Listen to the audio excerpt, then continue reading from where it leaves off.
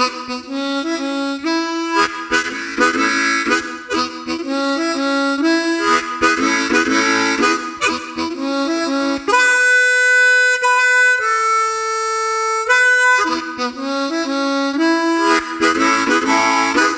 back to the Turn on the Music podcast. This is episode 3 for season 2. We are talking about the music lesson. My name is Kyle, and as always, we are joined by CJ. How are you tonight, sir? I'm doing all right. I'm excited to continue this this discussion, this story that we're going through. Yeah, me too. And I mean, I've already gone through it like 20 times, but like, I'm excited to share it. Right? No, I agree. I agree with you. Like, it's nice to share. So, and this is chapter 3, but we call in the book it's called Measure 3. Right. This is measure 3, which is articulation and duration. Yes. But before we begin, like we Yes. typically do, are you listening to anything different, anything new, on some of the same kick that you've been on for a while? Same kick for the most part. Doing the Punch Brothers album still. Nice. And of course, the Nickel Creek Celebrants I've been listening to a lot lately. Very cool. Yeah, I like that a lot. In fact, I was listening to it just this afternoon. It was a rough day. So I came home and just sat outside and read the book, and then came back inside and listened to Celebrants. So, how are you? What are you listening to? I've been a little all over the place. So, I listened to Celebrants. Mm-hmm. The weather's been really warm here, so I've had my windows open while driving. So I've listened to Robert Randolph on the Family Band because I feel like that's nice. That's a cool one to play. Yeah. Some Punch Brothers. I did listen to the album at work once. Cool. And I've been sharing music with my coworker Carmen, and we've been listening to. What did we do?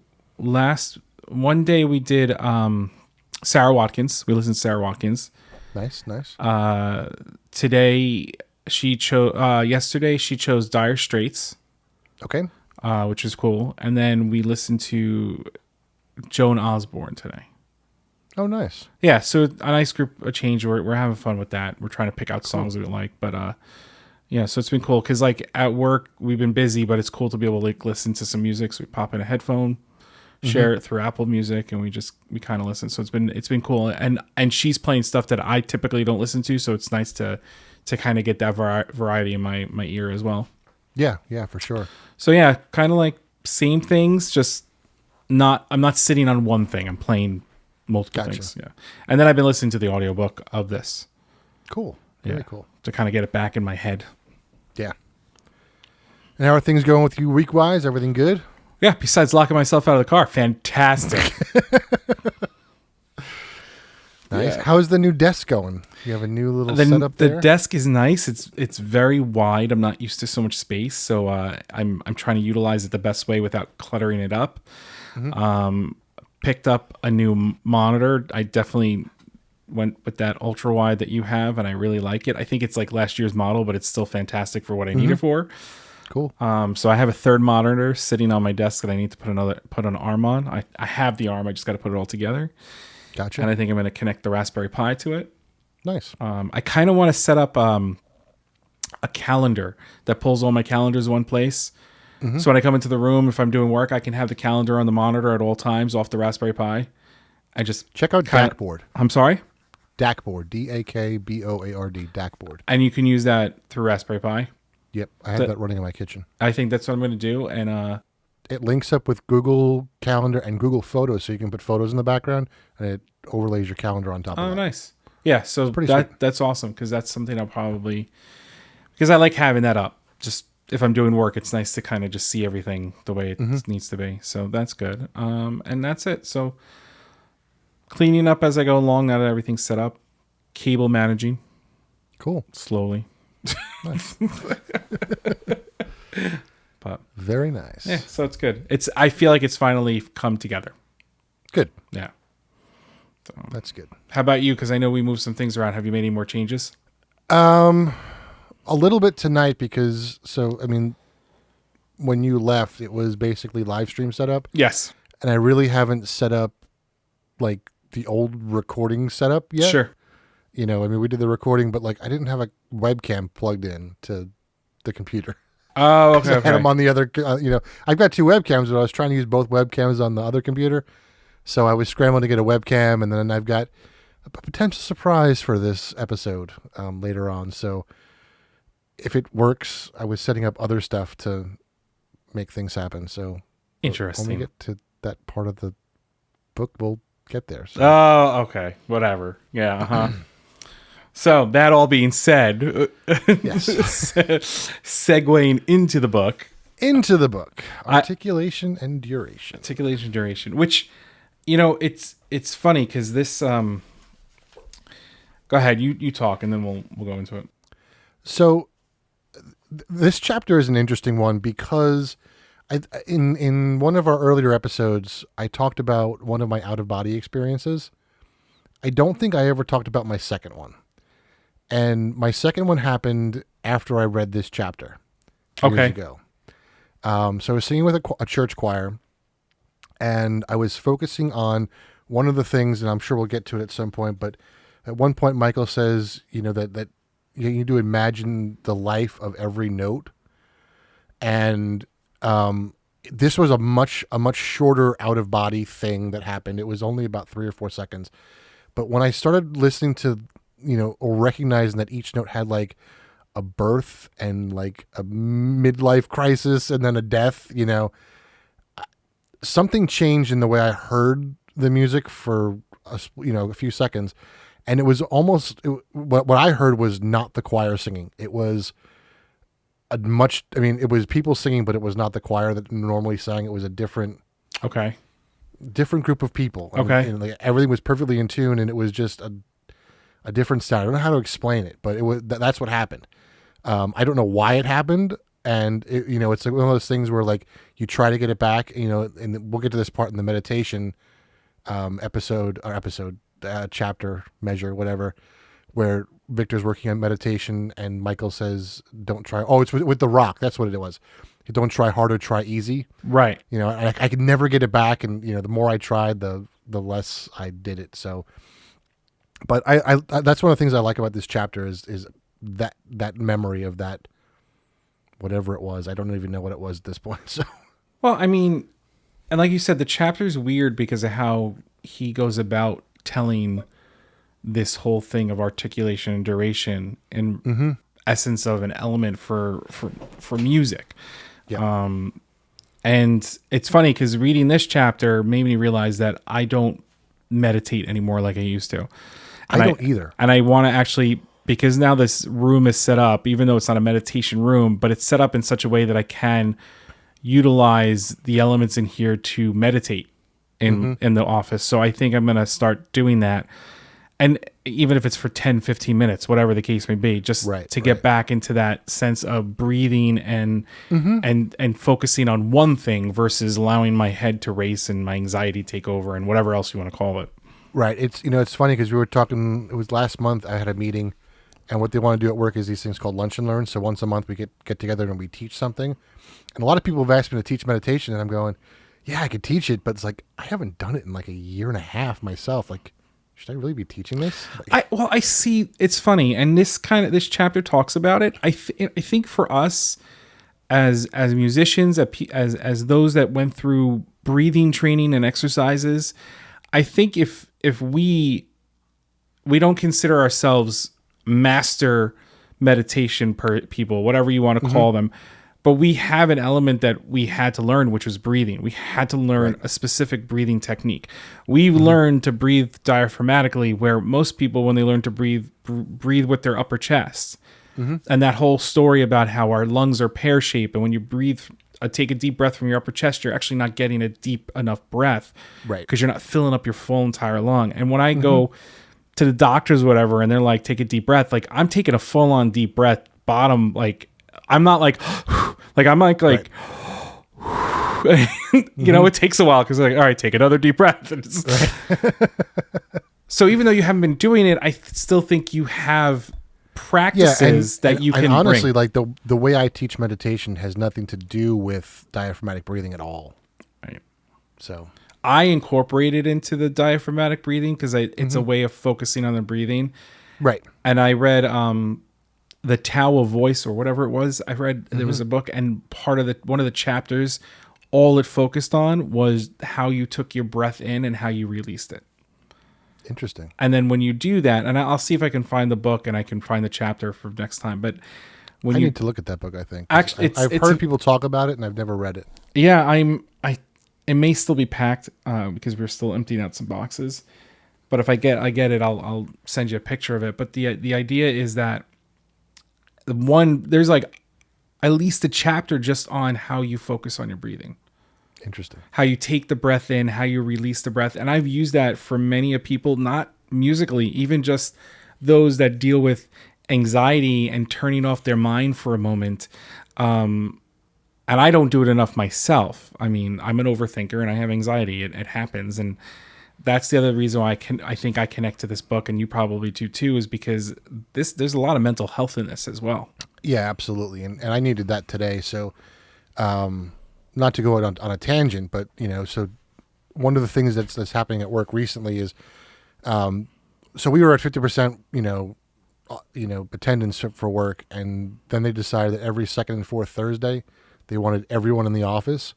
And you know this about me, like I'm not a people person, Right. like, and having all those people around me, like it's just draining. You So I had are that. a people person, but it's when there's too many.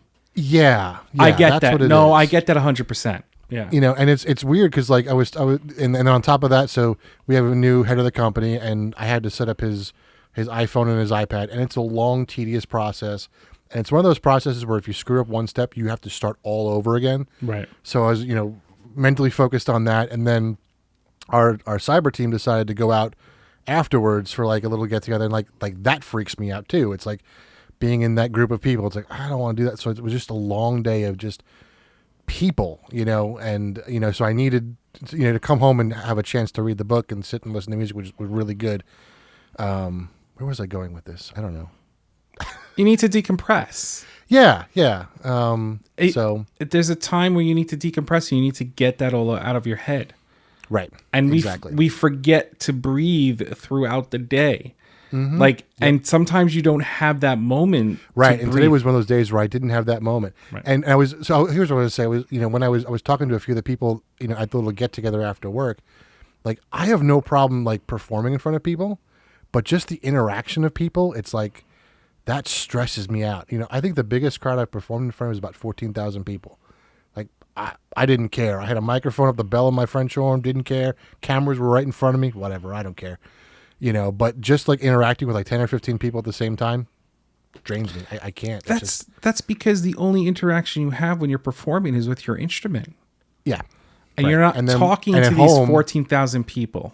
Right. Yeah. And then when I'm home, it's just me and the dogs, and it's like whatever. Who cares? Right. And that's the thing. And I think a lot has to do with the fact that, they play the, introvert versus extrovert. Like I'm an introvert, extrovert.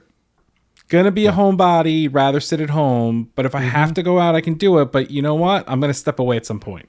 Right. And if the crowd gets too big, sayonara. Like if it's a small group of people that I'm with, I can deal with it. But if it gets bigger and bigger and bigger and bigger, it's just too much. Will I go to a group that has a large? Yeah, I'll go. But like, you may see me step away after like a half hour, it's Right. just one of those things. And, friends or family, it doesn't matter. It's just, Yeah. there's an anxiety, and it's nothing against the friends and family. No, it's just not at all. It's just that whole moment. Like we spent 4 days together, but we were the only two people we saw, right. except for when your mom and your sister came and said hello. But, Yeah. but like, and we know each other well enough, like, to handle that. But if there were more people involved in that whole entire weekend, Yep. I would have been like, I got to step away for a second. Yep. Give me the keys to your car. I don't care. Peace out. I'm gone. Give me my hot sauce. I'm ready to go. You and that truck. No, But this is also one of my favorite chapters because of one of the things that happens at the very beginning of the chapter, where Michael plays two notes at the same time and asks Victor, about it. So I'm gonna try something. I hope it's gonna work. So give me 1 second to move. How dare you? He All walked right, away. Can you hear me still? I can still hear you. Can you hear me? I can. Cool. Oh, so he can hear me, and he still just walked away. That's right. Yeah, I was done with you, so I had to leave. So in the book, what Michael does, he plays two notes, right? He plays C and C sharp, and he says, "All right, well, how does that sound?" And Victor goes, "Well, it's awful," And then he says, "All right, well, how does it sound now if I do this?" And he says, "Oh, it sounds kind of cool." Because the cool thing is that when you take these two notes and you add these, it turns into this really pretty, Right. Major seventh chord. And what he says is that if you take this note, these two notes that clash, and you flip them on their side, because all I do was I take this bottom note and I put it at the top. Actually, I played the wrong note, actually. I meant to play these two. But you get the point. So I take this bottom note and I move it up here, right? And I keep this note here, and it changes everything. And he talks about how it flips by flipping your perspective, by taking a troubled situation or something that doesn't go wrong. If you flip it on its head and look at it a different way, you can have a different outcome and see the difference. And this is something we talked about a little bit in our last episode, that yin yang thing. I mentioned like you had the beautiful flowers and you have like the ugly dirt, and the flowers grow up and the roots grow down. Like it's the same thing here. You have a trouble thing, and the way to solve it is to flip it on its head and change your perspective by moving that bottom note to the top note. And it's the same thing, by getting a different perspective. Right. And that's where, and I think that's where your day kind of bleeds into this chapter, because that's where he says, and this is what Victor Wooten says in response to kind of explain it. He goes, if we can learn to change our perspective and see negative things in a different octave, in quotes, we may be able to see the beauty in all things and in all situations. Exactly. And it's that life lesson that you're talking about, because we, like you said, we are, and he continues to say, there's a lot of life lessons in music. So, and it's that thing where we have the anxiety to go out with this group, and if we could just find a moment in that anxiety or in that situation, it can change your perspective on it. So maybe you go somewhere and you listen to the music that's playing in the background and you tune everybody out. Right. And I know we're going to talk a little bit more about tuning things out and focusing on things, because it does talk about that in this book. It does. Yeah. In this chapter, actually. Yeah. It's your mindset on a lot of things. And we're taught as we're growing up to take things for what they are.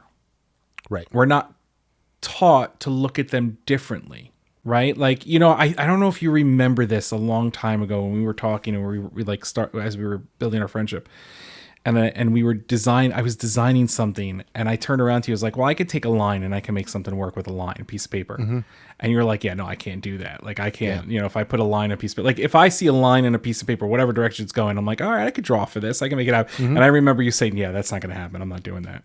Yeah. And it's that whole thing. But I think as we've gotten older, your perspective has changed. And I think even for you, if I put a line in front of you, you could be like, okay, yeah, I can totally see that. Yeah. You may relate it to music. You may relate it to something else. You may relate it to cooking because you enjoy cooking and barbecue. Like there's these things.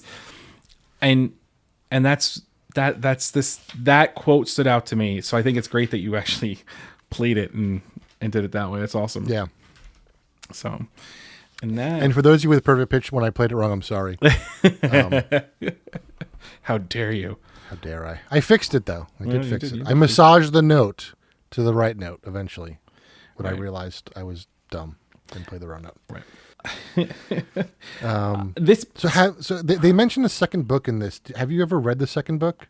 They mentioned the spirit of music. No, they mentioned a different book. In this chapter. Different book in it. Yes. Oh, I thought I was like, how did he know? Have you read the other book? No, I thought about it. I bought it and I started reading it, and then I lost it, and I don't know what happened to it. So. Is it in a bag falling off the chair? Like in the book? It's a track. It might be. And we haven't gotten to that point yet, have we? No, we haven't. No. So, but to continue what we were talking about, after he explains that whole thing at the bottom, he goes, all situations and all people contain beauty, but it is up to us to see it. When we don't see it, our immediate response is to blame, then change our outer thing rather than change our perspective or our octave, which is what we were talking about. And I think Yep. this is a very profound chapter. It is. I think this is like, it's so early in the book, but it's like that point where Victor's like, oh, Right. there's more to this guy than just than what's going on. Yeah, and I've mentioned it before. Victor's commencement speech that he did, he talks a little bit differently about it. He says that he drove into Massachusetts for this thing, and he said, if I drive into Massachusetts and someone cuts me off immediately, my initial thought might be everyone who drives in Massachusetts just doesn't know how to drive, or maybe I just encountered the one person who's having a bad day, and something's going on with them, and I should give them the grace and just realize that there are a lot of other people that are driving that did not actually try to hit me, Right. It's funny because when I worked at Universal Studios, we were taught a certain service, and you're taught that if you're 10 feet away from somebody, when you're in your outfit, you smile at them, especially if they see you. And if you're 5 feet away, you say hello, right? Because it's a part of being that way.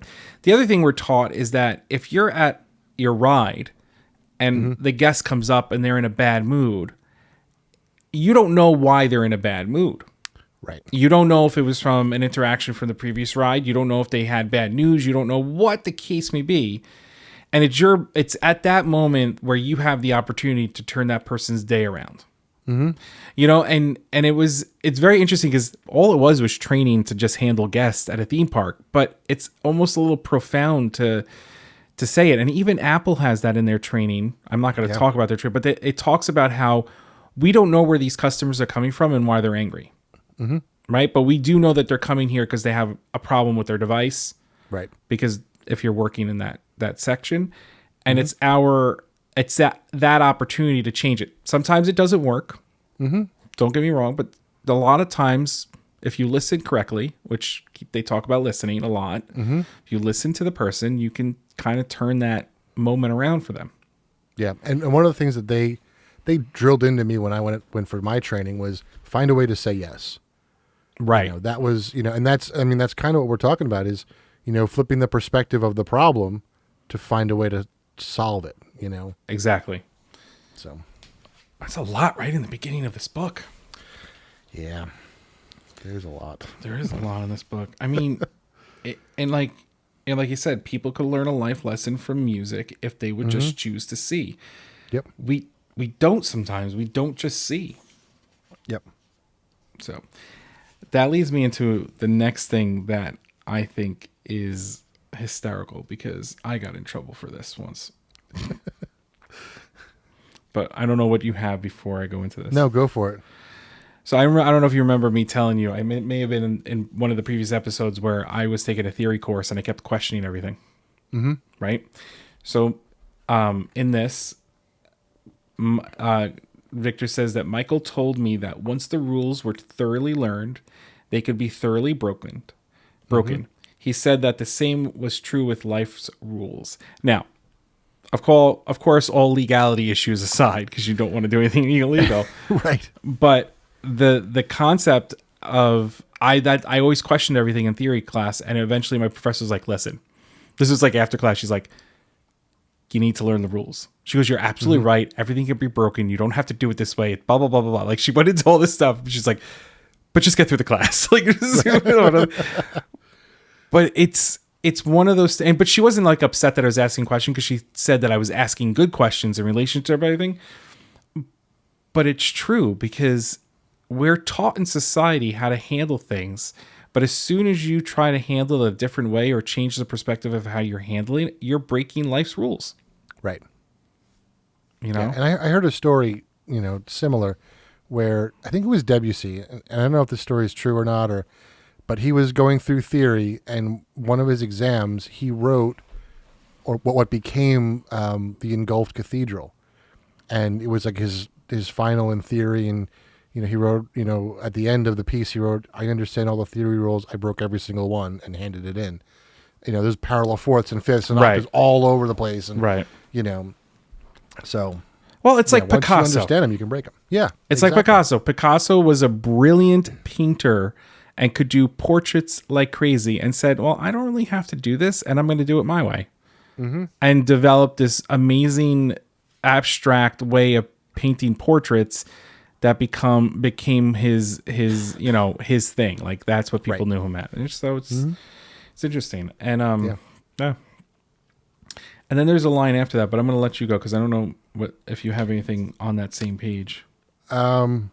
Is it there is always beauty to be found, and it is necessary to find it in all things and in all people?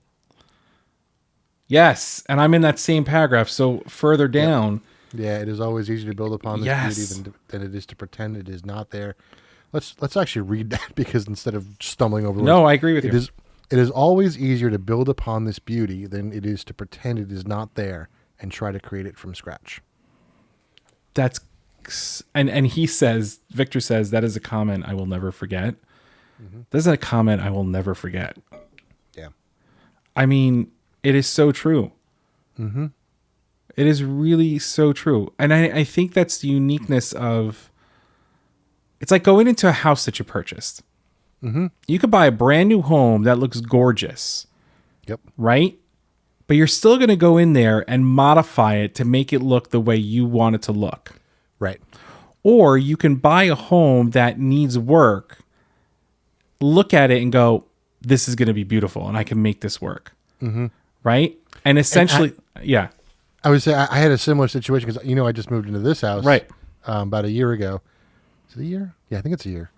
And I remember sitting here the first night I moved in, and I was sitting in my bedroom going, "This room is like half the size of my other bedroom. The bathroom is like a third of the size. The kitchen's way too small. The living room's smaller. Like, what did I do this for? Like, I spent more money. The house is." It feels smaller. Like what did I do? And then I started realizing like there's so much more to this house, and I like it so much more. Like the layout in the other house was better because it was one floor. I liked it better, but whatever.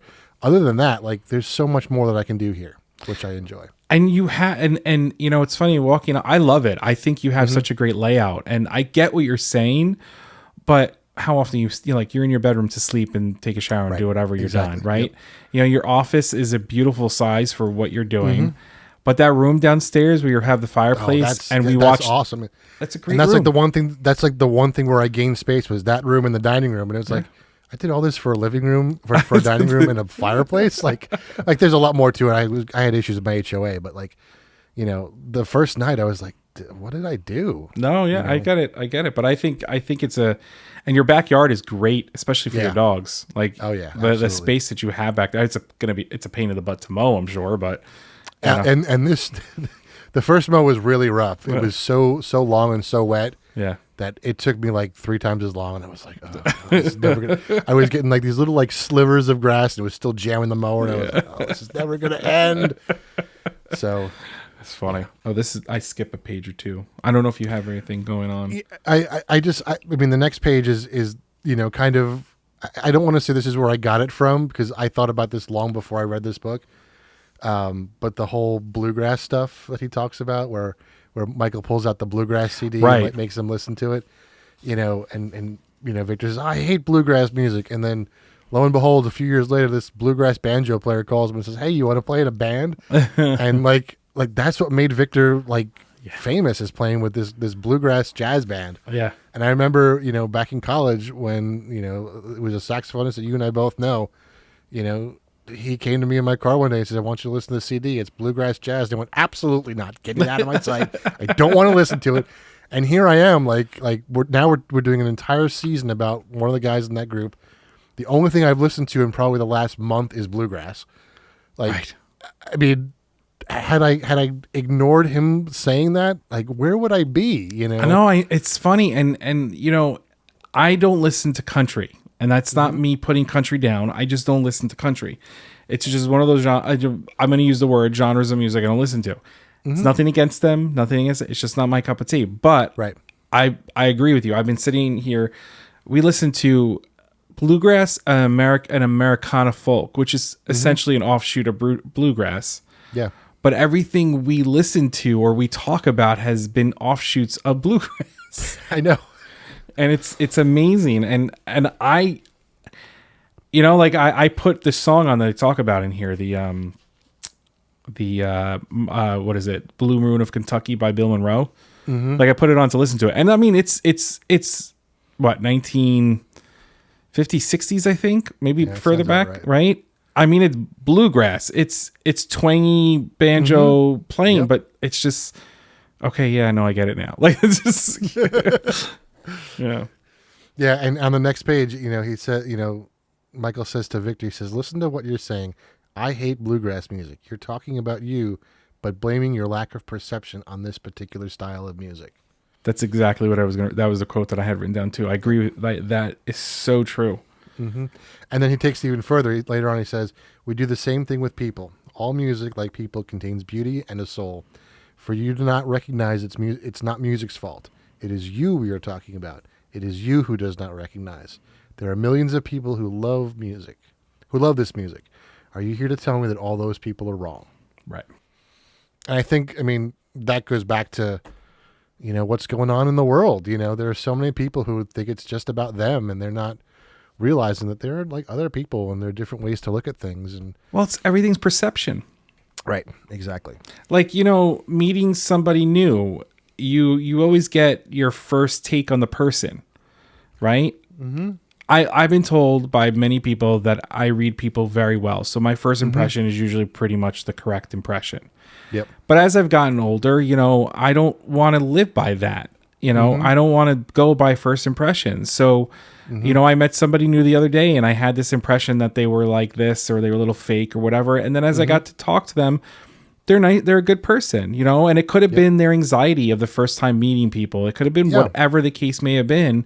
And, you know, and that could have been the reason why it felt that way. And, and then as you get to know the person, you're like, okay, my first impression was wrong, you know, and if I get to know and my first impression is correct, fine. That's what it is, you know, like but it's true. It's all perception.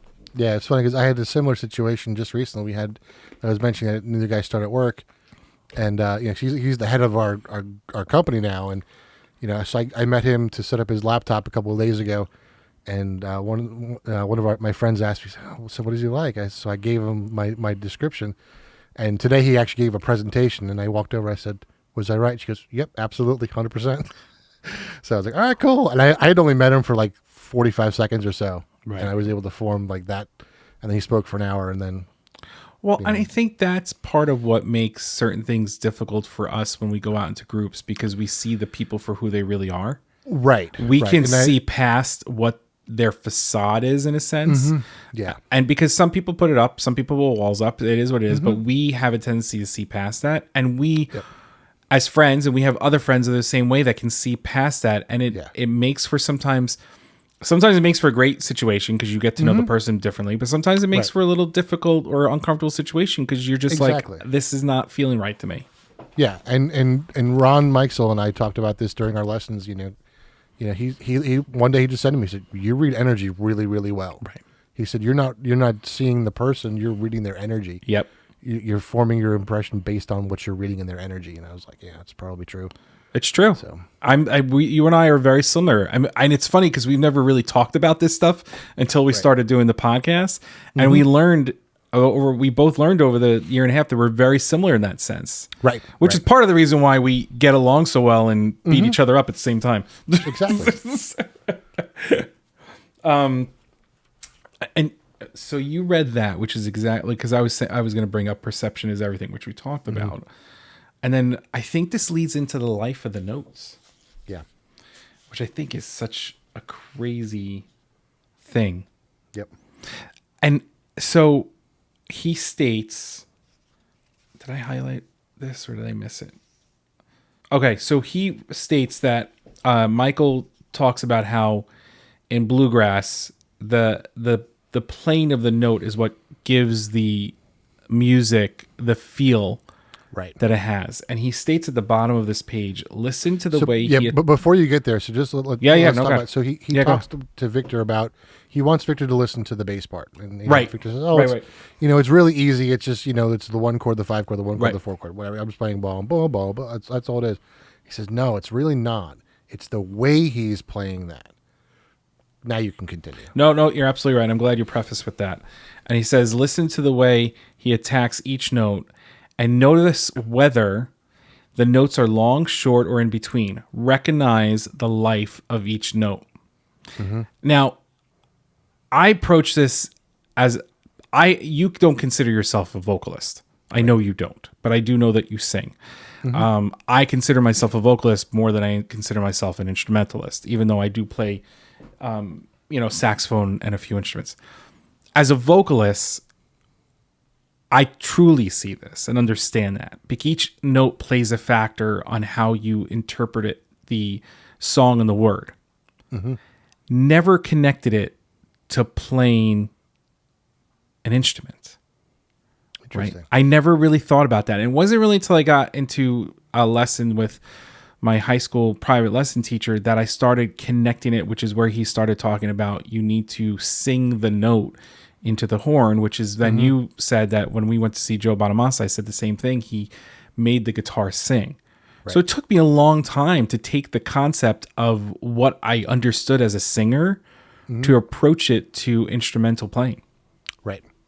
And I remember there was in high school, my choir director, he would always say, the louder you sing, the longer your note needs to be.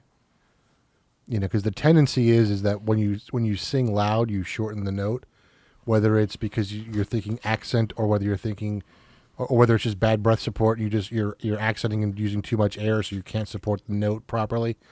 So he would always say the louder you sing, the longer the note needs to be to make it more legato and to connect it more. And that goes back to the duration stuff. That's very interesting. We talk about, he talks a little bit more when we get to the, the field, but I'm sorry. No, it's very interesting. It's a very interesting way of approaching that because it's very true. We have a tendency to hit the loud notes and go boom, and we're done. Yep. We don't give them life, essentially. Yeah. We don't give them that life. Right. Yep. Which I think is funny because then he talks about Horton Hears a Who. Yep. So after he talks about Horton Hears a Who, because the whole idea of a civilization living on that little piece of whatever it was, Michael says, notes are the same. If you listen closely, you can find a whole world living inside each note. Notes are alive, and like you and me, they need to breathe. Yep. And that I was like, oh. As a singer, I was like, yes, that makes so much sense. As an instrumentalist, I was like, really? Yep. It does. It totally throws and I try my best to take what I know as a vocalist, as a singer, to when I play an instrument. I really do. Yeah. I do too. And it's weird because, like I played a wind instrument that didn't breathe. Right. The organ is a wind instrument that doesn't need to take a breath. It's got that constant airflow, but when you're accompanying a congregation, you need to breathe with the congregation to lead them. Otherwise, I can just keep playing, and I can lead a congregation to not breathe through an entire hymn if I wanted to. Right. Or I can give them a chance to breathe. So as I was learning to play the organ, I had to take into account like I know how the hymn's supposed to sound in my head, and I know Joy to the World. But it's a song. I know there are a couple hymns where some denominations take a break at certain spots of the hymn and other denominations don't. They just go right through. I see what you're saying. So it's like trying to figure out like trying to navigate that situation. And being an organist that does a lot of sub work, like you might walk in and not know what the congregation is going to do. Right. How do I navigate this situation? Because if they do something that I didn't do, it's very obvious. Oh, of course. Yeah. That makes sense. Yeah. And I mean, going back to what we were talking about before, like playing in front of a group, like screwing up in front of a group, like I don't care. I've done it before. I'll do it again. Whatever. It's not the end of the world to me, but whatever. So well, and I think that's part of like learning to play through the mistake or accepting the fact that mistakes are going to happen. Because if you go into it doing your best not to make a mistake, you're going to make a mistake anyway. Because you're just going to be overthinking it. Yep. And then he says, breathe with the music. And on the next page, he says, breathing with the music caused me to hear it and feel it in a way I never had before. I could actually feel the notes mixing with my heartbeat. It was like a meditation. I don't know if it was my slow rhythmic breathing or what, but whatever it was, he helped me to begin to understand Mr. Monroe's music for the first time. And I hate to say it, but I liked it. And that's kind of what I felt that day when I started listening to, it was just this weird feeling. I don't know how to explain it, but it happened and it stopped. No, it's true. And it's funny because I don't know, you probably agree with this. When I play or when I sing, it's a form of meditation. Mm-hmm. Because your focus is taken away from everything else that's going on around you, and it's put on what you're doing, which is right, creating music, yep, playing music, sharing music, whatever it is you want to say, you know. Mm-hmm. So yeah, that was I underline. I think I'm gonna highlight that one too. Yeah. So last week I mentioned that piano that was back in that church in Fort Salonga that I liked to play, that I really had a connection with. Yeah. So one of the things that I would do is before the service started, like 15, 20 minutes, sometimes even a half hour, I would just sit there. The church would be empty, and I would just sit there and just start improvising. And then, like I would just play, and then usually what would happen is someone would kind of tap me on the shoulder. I'm like, all right, it's time to start the service. And I'd look, I go, oh my God, there's like 200 people here now. They weren't here when I started. I just get lost in that, having the conversation with the instrument and just playing and just, not knowing what's going to come out. And so you get into what he says, the groove, and you zone out to that groove and you just go. And it doesn't matter what's going on around you environmentally because you're there. Mm-hmm. Yeah. Yep. Exactly. So this leads into the book. Yes. Yeah, so Michael leaves for the day and leaves his bag, and Victor finds this book. And it's called The Science and Art of Tracking by Tom Brown Jr. Mm-hmm. And I'm curious about it now because I think I want to read it. And I'm wondering if it's on an audiobook form because maybe I'll do that. I don't remember. I know I had a hard time finding it. I don't think it's on Amazon Kindle, which is weird. Well, you know what? If I have to buy a copy of it, it doesn't bother me. But it's interesting. And my library didn't have it, and and Tom Brown Jr.'s got some other really good books that I started reading. The Awakening Spirit, Grandfather's another one. So is it I'm not saying that there's no science. Like I'm not saying it doesn't talk about tracking, but is it like the Zen and the Art of Archery type book? A little bit. Okay. So Tom Brown is related to a Native American tribe, and his grandfather, taught him about the way the tribe did things, and there's a spiritual journey with, in the Awakening Spirit talks about that spiritual journey. I think the book the grandfather talks about like the lessons that he learned from his grandfather. Now I want to know more. Yeah, it's the three that I had were, I have two of them still. I think two of them are in my bookcase back there, but it's Awakening Spirits, Grandfather, and the Science and Art of Tracking, all by Tom Brown Jr. I'm totally taking a picture of the page right now, so the pictures are in front of me with his name. Yeah, so I can. And I Victor runs these base camps down in Nashville, and he has actually brought Tom Brown into those base nature camps to teach tracking at these nature camps. I want to go to that so bad. I do too. And I'm not a bassist. Well, he's got a lot of them. He's got all instrumentalists. He's got like music theory camp. He's got just a jam camp. Like is it all ages? It's all ages, yeah. Oh, maybe we should just It's expensive, but it's Yeah, but it's like one time $5,000 for 2 weeks, I think. $6,000. But does that include everything? Food? I believe it does. Yeah, he's got like a chef there. He's got room and board, and all that sort of stuff. See, then it may be like if you really break down the price, it's probably worth it. Yeah. Then I haven't taken a vacation anywhere, and God, I don't even know how long. If you have $5,000 to spare. I don't have 2 weeks to spare is the problem. That's true. That's true. So there's a lot of like back and forth with him wanting to go take the book and should he read it or not read it. And then Michael decides to bombard him at 5 a.m. in the morning, which is a ridiculous hour for a musician. Yeah, but my dogs are up at 5 o'clock. No, I know. No, I understand what you're saying. And they didn't wake you up while you were here. I was surprised. Not really, no. Though they waited for me outside the door when they heard that I got up. Yeah, which was fine. But they were up at 5 every morning. No. Them go back to bed until 6:45, and then we wait for you. And yeah, they weren't bad.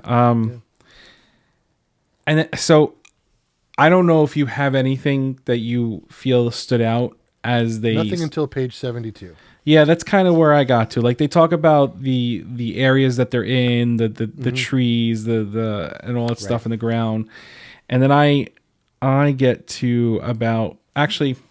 There is something on page 65 that I think stood out to me, and if you don't mind, I want to. No, go for it. So there's a thing that he says: every time you move, and every time you play a note, a piece of yourself is left behind. And I was like, that is really profound. Yeah. And I never thought about that, and it made me think back to my recital in college and how everybody was like, oh, that's amazing, I'm never going to forget this, blah blah blah blah blah. And I'm sitting here going, I'm like, that's leaving a piece of yourself behind. You know, whether they forgot it or not, it is what it is, but at that moment it was something that stood out to them. And it's true. You remember things. Like one of the best things that I remember is going to Joe Bonamassa with you. That was a great freaking evening. Yeah. You know what I'm saying? Like we had a great time. We talked about the music, the theremin, the way he played. Yep. You know, we all, there was three of us. We all had a great time. Yeah.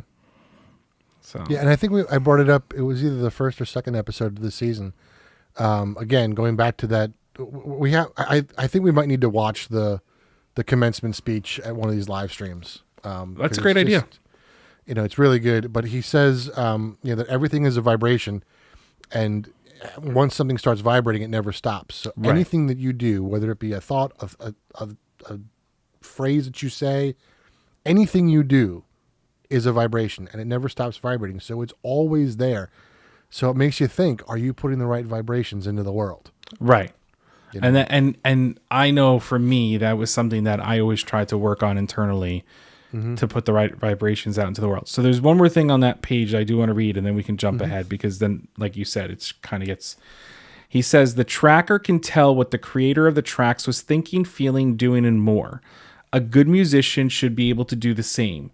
To learn how to do that takes time, dedication, intuition. But since you can read music already, it should come to you easily. Yep. And it's very true, because part of what we learned going through our studies is how do you interpret this? So even though it's written a certain way on the page, or the words are a certain way or whatever, we're still going to interpret it a certain way. We may follow some of the guidance and the directions that are there, but we're still going to interpret these phrases differently. Yep. Yeah. And that's one of the reasons that I liked accompanying Rachel so much. You know, it was just easy to accompany her because I knew what she was going to do, whether she knew it or not. And I know she'll say that she didn't know it, but she told me what she was going to do musically, and I just did what she told me to do. So, well, it's like you talked about Harry Connick Jr. and how this was, I think, on a live show. You talked about how he was playing for like a daytime show, and the people were clapping on 1 and 3. Yep, and he jumped into a measure of 5 to get them to clap on 2 and 4. Yep. And it's funny because not maybe a few days ago, I was scrolling through social media and that video came up, and someone actually, closed captioned it and marked when he did all this stuff. It was probably a George Collier video. And I'm sitting here going, I remember you talking about it and going, I didn't see it, and now that I heard it, I'm like, that's just impressive. And that's that same idea. It's right. I know you said you jumped to 72. I have one thing on 70. Go for it. So they were talking about how the animals and stuff like that, and Michael goes, what we can't see but know is there is usually called what? And Victor says spirit. Exactly. Spirit, the sensed but unseen. Music is the same. Can you see music? No. Then it is really. Then what is it really? And then he talks about music being spiritual. And I truly believe this. I mean, you believe this. I know you believe this as well. I think music is spiritual. And I think there's more to it. And I know we joke that this is like our Bible, but the more I read this, the more I realize that this is kind of like how I see things and how I want to be seen and how I want to see things. Yep. And then that goes forward, and Yeah, no, so that's all that. So that is what I wanted to share on that page. So music is spiritual. Yeah. Just, yep. So that jumps me to 72. So I'm wondering where you go with this. The line is, music is a doorway allowing one to peek into one person's spirit, into a person's spirit. Yes, that's exactly. I underlined the exact And same and I line. can tell you that I learn more about people by performing with them than I do by talking to them. 100%. Because the energy. Mm-hmm. Because you read energy so well, they're performing and they're using that energy to put that music out there. Yep. And I didn't realize this until my father passed away in high school. So I sung in the choir for a full year, and then the start of the next year, it was September when he passed. And the amount of people that called me that I had never talked to, barely knew their name, just to make sure I was okay. Like it was a cool thing, but it was just that because we had performed together. It's just what we did, It was just a big family. It was kind of cool. Well, you build that like when my grandfather passed away. My first grandfather passed away when he passed away young for our family. He was the opera singer. He sang in the Met for 40 years. There were people coming to his funeral, to his wake. They're like, I never met him in person, but because I performed with groups that knew him, I had to come here and pay my respects. Because you build this community and everything like that. And that was one of the things that I took out of his passing and hearing that, was trying to make an impact and be impactful in people's lives, where you put that vibration out that want to come back. And it's really funny because I was like, am I ever going to do this? Am I ever going to see this or ever know this or feel this? And I worked at Universal for 1 year, and they knew me as CJ down there, as you know me as CJ on here. And I still don't know you as CJ on here. no, and You're still Chris and no, Lewis, so. and he goes, and I go down to visit, and I'm sitting with some people, and they're like, "Oh, you're the CJ I heard about. Oh my goodness, so great to meet you. I've heard so many." And I'm sitting here going, "Really?" Like, it was such a weird thing to happen, to know that I impacted someone's life that I never met before. Right. And it was like, okay, so maybe I am doing something right. Maybe I am putting the right vibrations out there. So that's exactly what happened, is you put that right vibrations out there. So even though you don't speak to these people or haven't spoken to these people, the fact that they know your vibration, your vibration shifted, and they're like, we got to check in. Yep. Like, how crazy is that? Do you have more on that page? Because I have stuff on 73 that I like to share. I have stuff on 73 too, so I just did one. You go for it. No, go. No, you. I was talking a lot before that. That's what I'm saying. Go. The last thing I have is this line: beauty is invisible, individual, and intangible. Interesting, isn't it? It is something you know, yet technically it is not there. How can this be? Like music, it lives inside you, and you impress its qualities on whatever you choose. That is exactly what I had underlined.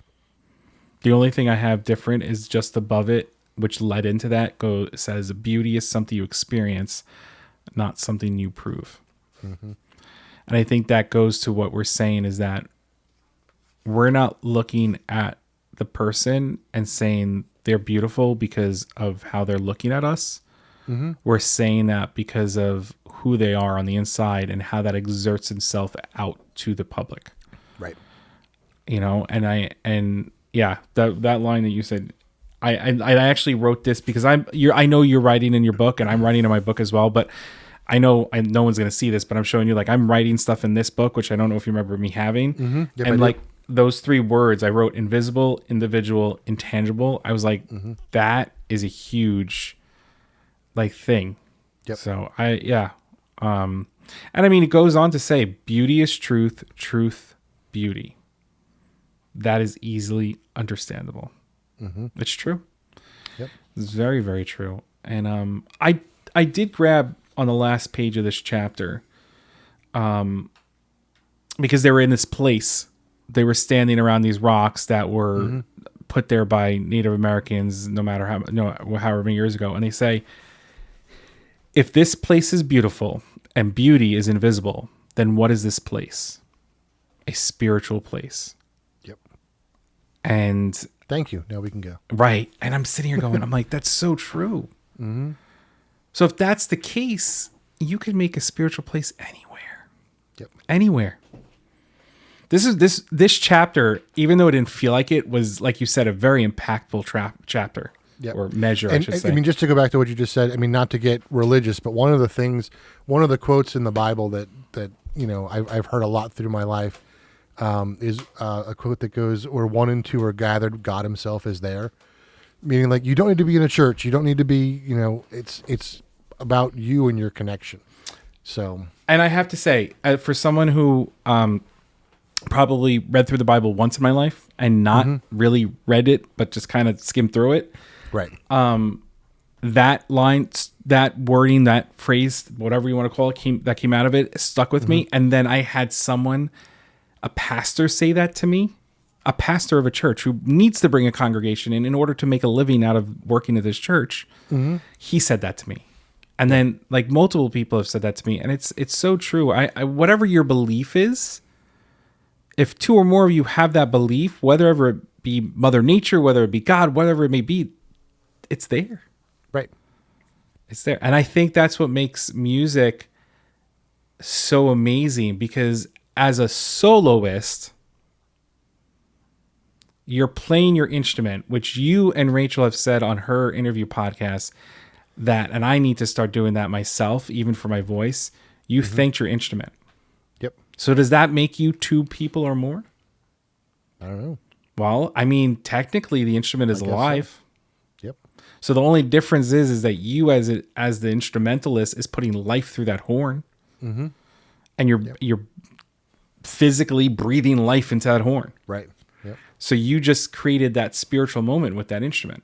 And then we go and perform with a group of singers or a group of instrumentalists, and now you have that congregation. Right. It's crazy. It's Yep. This book is just, I can't. I'm probably going to read through this book, read through the next one, and then I'm going to probably read them again. And I think I'm going to just mark a point in every year and just be like, read these books. Yeah. As a reminder. It's just it's so well put together. And I look forward to going into chapter 4 and sharing that next week. Yep. Or the week after, wherever we are. Whatever. It's whatever. measure 4. It's just coming after measure 3. Technique. So, yeah. So, this was a good one. I think they're just going to get better. Yeah. Because it's just going to all come together. I don't have any more to say. I don't either. I want to thank everybody who's been, listening along. And if you haven't bought the book, buy the book, enjoy it. If you want to read it before the measures come out, take it measure by measure, please do. Because, that'll just help you understand and acknowledge what we're talking about. If not, I'm glad you're listening and taking what you are out of it. And after every episode that comes out, which is every Tuesday, we go live on Sunday. Kyle goes live on Friday on Twitch. So please join us. And I don't want to muddle any more into this. Yeah, I think we just say thanks for listening, and we'll see you next week. Yeah, and you enjoy reading the closing. I will. Oh, great. That's awesome. All right. Good. Thank you for listening to the Turn on the Music podcast. We hope that you join us next week. Click on the link tree in our show notes to follow us on Twitter and Instagram. You can also subscribe to our Twitch and YouTube channel. If you would like to continue the conversation, join us on our Discord. If you like what you heard, please share it with a friend. And if you really want to help us promote the show, head over to Apple Podcast or the podcast service of your choice and give us a 5-star rating. Remember, always share the music.